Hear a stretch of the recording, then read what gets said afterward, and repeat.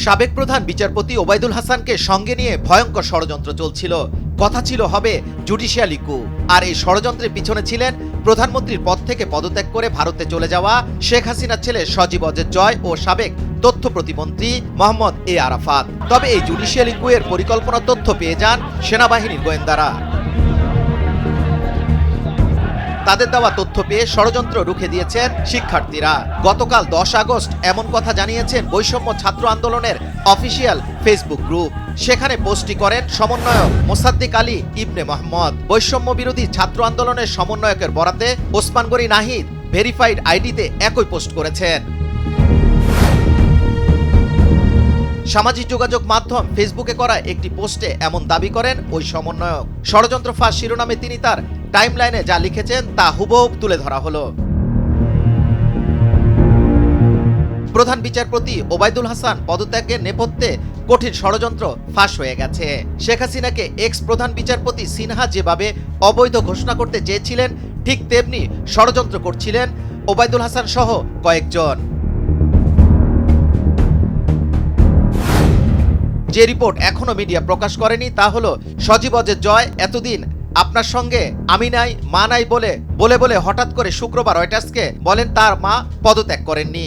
এটি একটি পরিকল্পিত ঘোষণা ছিল বলে বোঝা গেছে আজ।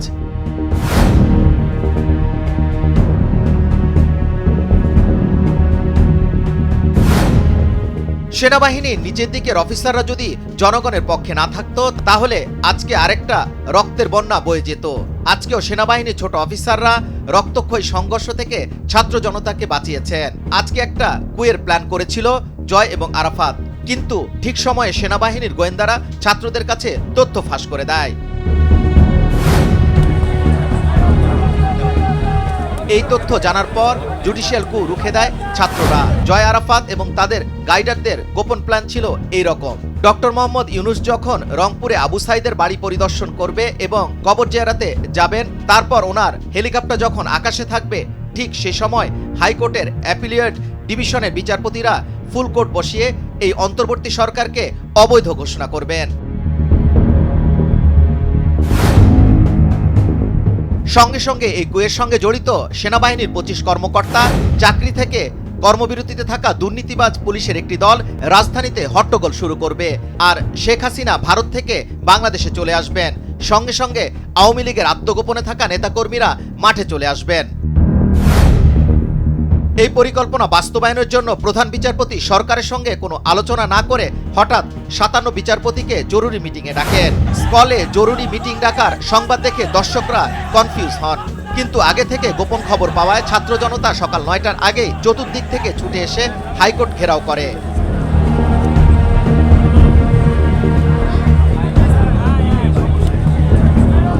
সেনাবাহিনীর সমর্থনে প্রধান বিচারপতি পিছু হটতে বাধ্য হন এবং পালিয়ে থাকেন।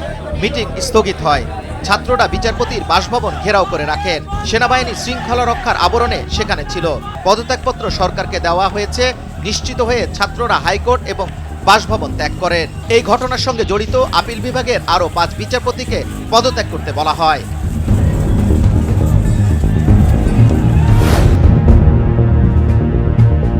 যুবরাজ ফয়সাল, ভোরের কাগজ, ঢাকা।